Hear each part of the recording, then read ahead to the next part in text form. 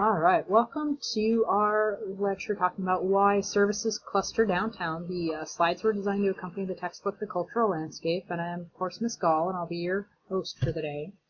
So, when we talk about why services cluster downtown, one of the first things we need to look at are how land is actually used in the CBD. And the CBD, remember, is that central business district that we tend to call downtown, more colloquially. So within that downtown, what you tend to see are retailers with certain specific characteristics. Okay, they're retailers with a high threshold, and threshold, remember, is number of people that they need to have come into their store or to utilize their service in order to be successful. They're retailers with a higher range, which means people will travel very far in order to access their service or utilize their service. Or they tend to be retailers serving downtown workers, and that could play into that idea of a high threshold, certainly, absolutely. Okay, so what we tend to see when we look at services that cluster in the CBD, what we see are oftentimes services whose goal is to provide services to the businesses that are already down there. So you might see, for instance, cabs or coffee places or things of that nature that focus specifically on providing services to other businesses. Just to give you an example here, let's go ahead and we'll take a look. This is a picture of the CBD of Charlotte, North Carolina. And when you look at the map, go ahead and look at the key there real quick and just kind of take it in because it's a lot of color. A few things you'll notice stand out kind of right away when we look at this. First of all, we're looking at a map at the local scale. Okay, when we look for patterns and things like that, what I see is I see a lot of yellow, which means a lot of public space or semi-public space. Okay, public space means space that's actually owned by the city or owned by the county, owned by some kind of a governmental agency. Semi-public means that it's space that the public has access to regularly that might have been paid for by the public, all or in part, but that's actually owned or primarily utilized by private companies. For instance, Bank of America Stadium there on the lower left. I also see a lot of that light gray, which is parking, and that's pretty typical for CBDs, especially in areas where they want to encourage people to drive. You'll see a lot of parking. Those cities that are moving away from encouraging people to drive downtown, one of the first things they do is get rid of parking, because if it's hard to park, you're a lot less likely to drive. So you're more likely to use public transit and things like that to access the CBD. Other patterns I see a handful of parks, not a lot, but a few. And they're kind of pretty well spread out for the most part. I see a few hotels, but not really a lot. We'll get into why that might be a little bit later. Any of the residences we see, you'll notice, are all kind of along the top there, a little down the side, but they're all on the edges for the most part. You'll see very few that are in the kind of the middle or the heart of the CBD itself. We'll talk about why that is in a little bit later. Also, I see, two places that look like they're industry or warehouse. Again, not surprising given the price of land in the CBD and things like that. So just some things to think about, and as we're going through and we're talking about why we might see those patterns that we see when we look at this. So a lot of reasons for those patterns we see. One of probably the most important, though, is the competition for land within the CBD. And remember your basic economics: lower supply, higher demand, higher price. Okay, so what that means is there's lots and lots of land that's worth a lot of money. I should say it's not a lot of land, it depends on the place. But there's every ounce of land in a CBD is, generally speaking, in a big city, going to be worth a lot of money. So for instance, some of the most expensive real estate in the world, places like Tokyo, Manhattan has incredibly expensive real estate. If you want to look at Seattle, close to where we live, right right down kind of by the waterfront in the heart of downtown, that's some of the most expensive real estate in the area. And what that leads to is a lot of intensive land use, which means that because the land itself is so valuable, buildings either tend to go up or they go down. Okay, so you'll see sometimes buildings with multiple sub-basements. You might see, for instance, right now in Seattle, one of the things they're building is an underground tunnel to funnel traffic into and through downtown.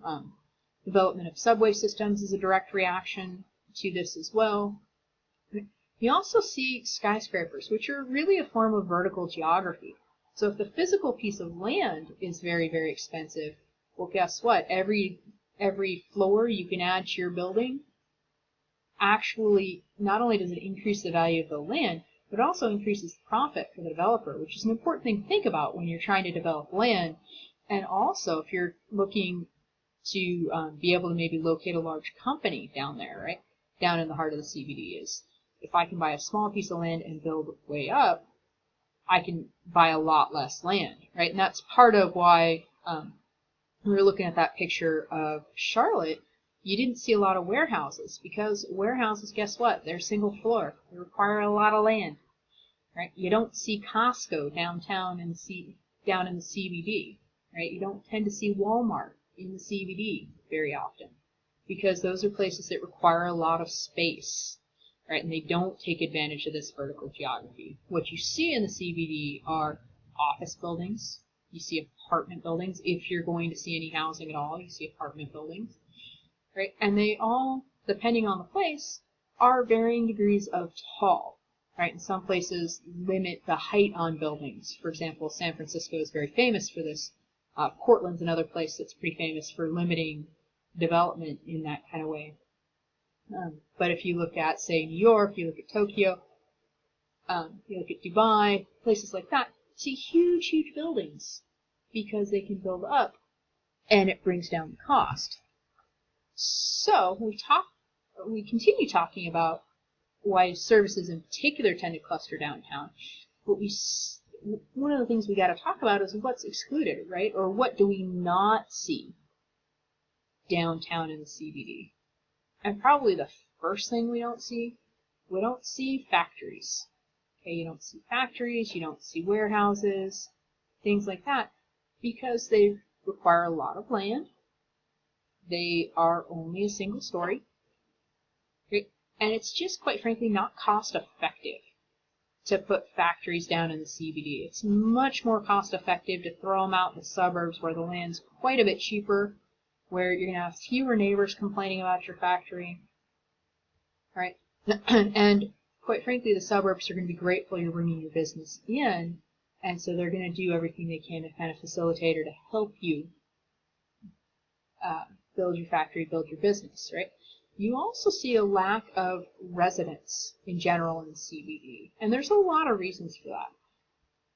One is, oftentimes people don't like to live real close to where they work. They kind of want some physical space as well as emotional space in terms of distance from the office. What you also see, though, is, quite frankly, most people can't afford to live down in the CBD. Just to give you an example, right? A friend of mine used to live down on the waterfront in downtown Seattle, and if you're not familiar, she lived a couple of blocks up. But it's kind of really the heart of downtown Seattle down there. There's a lot of big businesses down there, a lot of offices, right? And she moved to the north end of Seattle, to Ballard, if you're familiar with your Seattle neighborhoods, which is kind of up north, kind of by the University of Washington, but a little more to the west, and right by Woodland Park Zoo. And she was telling me at one point her mortgage actually was cheaper. Her mortgage on her house was cheaper than what they had been paying in rent to live in downtown. Right? She's one of those people who loves to live in the middle of the city and be close to the action. And so moving north was a little bit of a wrench for her. She's still well within the city, and the neighborhood she lives in is very vibrant, and there's tons of stuff that goes on. She absolutely loves it. But it's not the same as being able to live in the middle of downtown. But at the same time, it wasn't cost effective for them to live downtown. And then a few years ago, they had their son, right? So then they were going to need still more space. And ultimately becomes a huge push factor. It kind of pushes people out of the downtown area. You also see, though, when we're talking about pull factors, is the fact that, like I said, a lot of people kind of like to be in the heart of everything, but really what's getting pulled into downtown areas are businesses, because it's businesses at the end of the day that can afford, $100 or $200 a square foot for office space, right? So really a lot of what we've been talking about, by and large, we focused on North America, but when you look at the CBDs outside of North America, they're less dominated by commercial considerations, but that still plays a pretty big role in terms of where we see different types of businesses placed, right? And services tend to cluster downtown in large part because they require less space. And quite frankly, when space is at a premium, that's what makes sense. That's why you don't see factories or manufacturing down there. For the obvious reason, they're not doing resource extraction in the middle of downtown, right? Can't dig great big holes in the ground. The land's too valuable to farm. And they've already taken out most of the trees and things in order to be able to build the downtown. So really what you're left with are those services, which again are things where the company can afford the price of the property in the CBD, where they can afford the cost of the infrastructure and things like that in a way that those other types of businesses can't, the way that residences certainly can't. So let me go ahead and wrap up, because I see I'm starting to run a little bit short on time, not super short, but a little bit short. So we talk about why services cluster downtown. A big piece of what you want to look at are property values.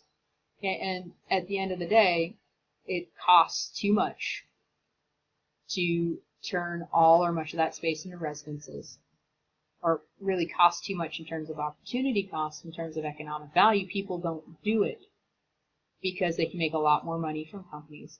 We see services down there in the CBD mostly because it's just not feasible to do the other things. And quite frankly, manufacturing, resource extraction, things like that, they require huge parcels of land, or at least a minimum of neighbors. And you just don't get that in the CBD. That's an area where people are tightly packed in. And businesses that tend to cluster in the CBD are those that have a high threshold, meaning they need a lot of people to come in and utilize their company, right, in order to be able to make ends meet. Or even to make their profit. Companies that have a high range, so people are willing to travel very far and they kind of want to be centrally located to take advantage of that. And you also see businesses that cater to people who live in the downtown area. When we say businesses that cater to people who live in the downtown area, it's all those little hole-in-the-wall restaurants you see, or the little boutique shops and things like that where people can go to window shop or, maybe buy a gift or things like that during their lunch hour. So these are businesses that really cater to those businesses in the downtown area. And so those big businesses, we call those basic industries.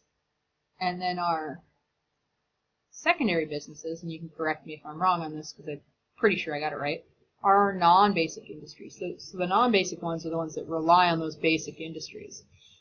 So if you have any questions or anything like that, I'd invite you to come in and come see me and ask them, and I'd be delighted to answer any questions you have next time I see you.